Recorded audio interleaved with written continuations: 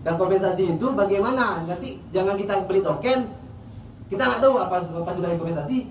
Masyarakat beli apa?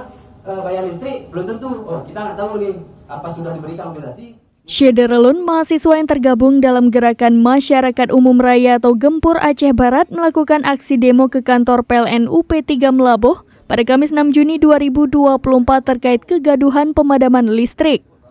Para mahasiswa yang melakukan aksi di halaman kantor PLN di Jalan Swadaya Melaboh menuntut adanya kompensasi dan ganti rugi kerusakan alat-alat elektronik yang sudah sangat merugikan masyarakat akibat hidup mati listrik. Mereka membawa alat-alat elektronik ke kantor PLN seperti kipas angin dan blender yang rusak akibat listrik hidup dan mati. Aksi tersebut dilakukan imbas dari maraknya pemadaman listrik yang dilakukan oleh PLN dalam beberapa hari terakhir akibat gangguan suplai arus listrik di kawasan Aceh, khususnya Aceh Barat.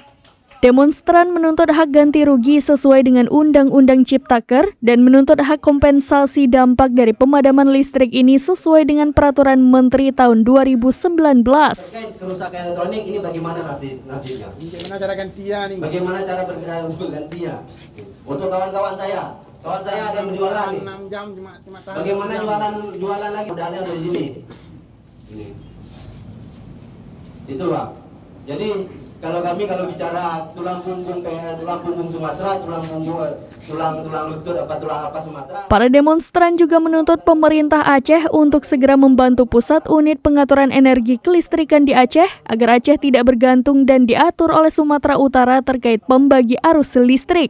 Ia juga berharap pemerintah Aceh jangan tidur dalam kegelapan rakyatnya dan PLN jangan hanya berkomentar beralasan kerusakan ini dan itu, sedang kompensasi dan pertanggungjawaban atas kerusakan alat elektronik akibat pemadaman PLN tidak bisa bertanggung jawab.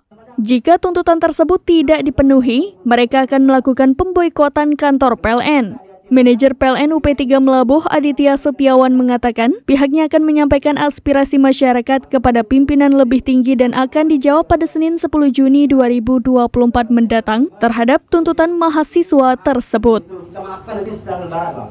Ataupun lebaran kita maafkan. Cuman persoalannya bagaimana kita memaafkan hari ini dengan statement besok kompensasi dilakukan. 2 hari lagi kita lakukan. Jangan nanti kita tunggu menteri 19. Itu. Selain itu kita juga meminta agar pihak PLN segera melakukan eksekusi terkait kompensasi yang disebutkan pada poin Permen tahun 2019 tersebut dan Undang-Undang Ciptaker.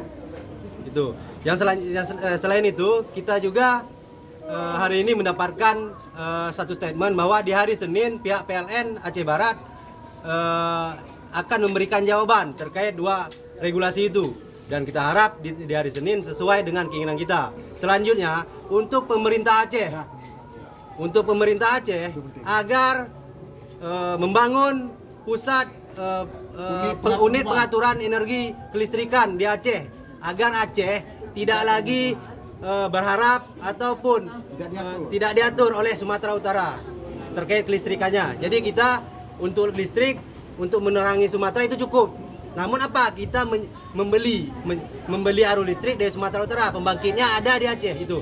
Harapan kita pemerintah Aceh jangan hanya tidur dalam kegelapan rakyatnya dan PLN jangan hanya berkomentar ini kerusakan itu sedangkan kompensasi dan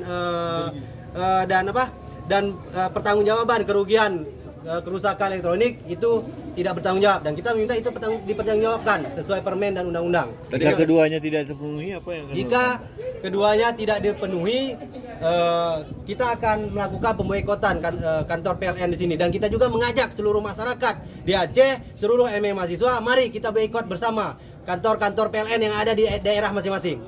Itu seruan kami. Tadi katanya ada mendirikan posko ini tujuan untuk apa?